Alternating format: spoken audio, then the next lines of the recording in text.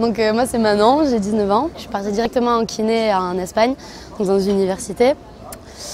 Clairement très compliqué quand on n'a pas du tout de base en sciences, c'est pas possible. Du coup maintenant je suis en remise à niveau en sciences et du coup l'année prochaine je retenterai les écoles en Espagne. Moi j'avais pas le niveau en espagnol et pourtant j'ai été prise au concours de l'université où j'ai tenté de rentrer, j'ai tenté les concours.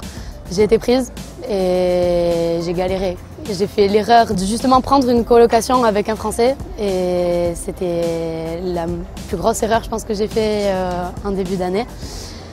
Et ce que je conseille vraiment c'est de au moins rentrer dans une famille d'accueil parce que ça vous forcera à parler l'espagnol, à le pratiquer et c'est vraiment ce qu'il y a de plus important. Quand on rentre en Espagne dans l'université, donc nous on a eu une semaine d'intégration, donc on était qu'entre Français, les Espagnols rentraient la semaine d'après, en même temps que les années supérieures.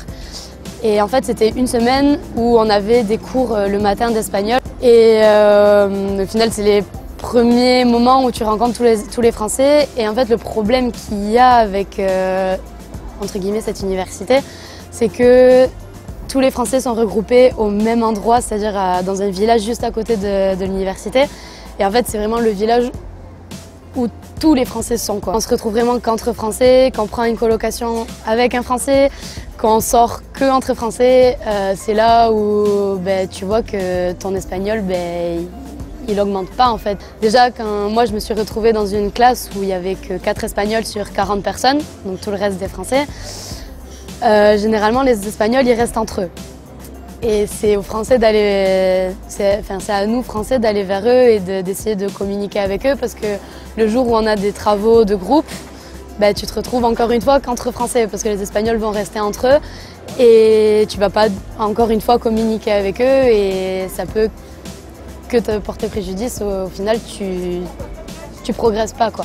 Donc ce qui est bien, c'est d'avoir une activité à côté parce que même si tu te trompes, le plus facile, c'est d'aller vers des gens qui ont ton âge, en fait. Maintenant, je pense qu'avec un minimum d'efforts, on peut aller vers les gens. Et puis, les Espagnols sont quand même assez ouverts. Franchement, je pense que c'est plutôt simple d'aller vers eux, quoi. Le niveau est très élevé. Il ne faut pas croire ce qu'on dit en France en disant « ouais, tu payes ton année, donc on te donne le diplôme ». Non, clairement pas.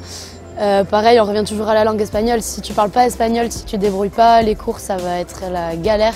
Parce qu'au final, tu vas être en cours, que les profs faisaient un diapo, ils passaient le diapo en cours et ils revenaient sur le diapo, ils nous expliquaient. Mais en fait, au final, si tu ne comprends pas ce qu'il dit, le cours, tu vas comprendre en général de quoi il parle, mais les petits détails et les trucs un peu plus importants qui ne vont pas être forcément dans le diapo parce qu'ils rajoutent des choses quand ils parlent de leur cours, tu ne vas pas les comprendre en fait. Et du coup, c'est hyper compliqué. Au final, après, quand tu arrives aux examens, de ressortir en fait ces connaissances-là parce que tu les as pas, parce que les questions que tu auras aux examens, aux partiels, ça va être vraiment genre des détails en fait, ça va être vraiment être visé sur quelque chose, ça va jamais être global.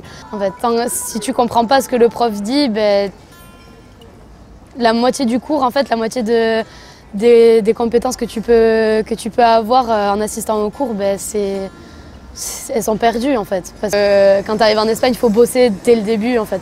Genre, faut bosser minimum, je dirais, 3-4 heures quoi. Parce qu'au final, si tu bosses pas ces heures-là, et c'est ce que j'ai fait, j'ai pas bossé clairement assez, en fait tu pêches quoi.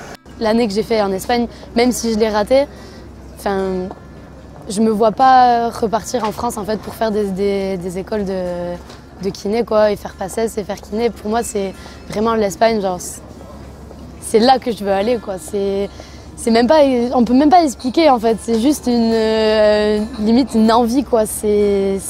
Voilà. Quand on arrive là-bas, ne pas prendre directement une colocation. Je veux dire, pour moi, au moins la première année, ce qui est bien, c'est de prendre au moins une famille d'accueil ou d'être en colocation avec des Espagnols. Donc, si tu es dans une famille d'accueil, tu seras obligé de parler avec ta famille à un moment donné. Donc ça va te forcer à parler espagnol, ça va te forcer à t'améliorer en espagnol.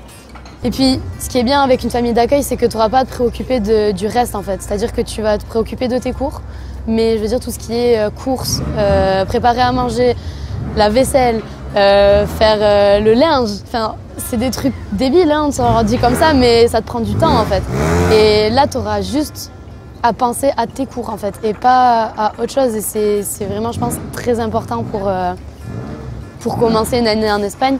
Après, ce qui est bien aussi quand tu arrives en Espagne, c'est de connaître ta manière de travailler. Et ça va être direct en fait. C'est pas genre tu vas arriver là-bas et tu dis bon, je me laisse 2 mois pour connaître ma manière de travailler, de comment je sais apprendre mes cours, comment je vais intégrer mes cours. Non, c'est genre tu arrives là-bas, c'est dès le premier cours en fait. Je pense que c'est un bon conseil de dire qu'il faut vraiment savoir connaître sa manière de travailler, sa façon de travailler, parce que ça va être vraiment du direct de suite, quoi. Ouais, moi je trouve vraiment, genre, ça a été ma meilleure année, quoi. C'est les études en Espagne, quoi.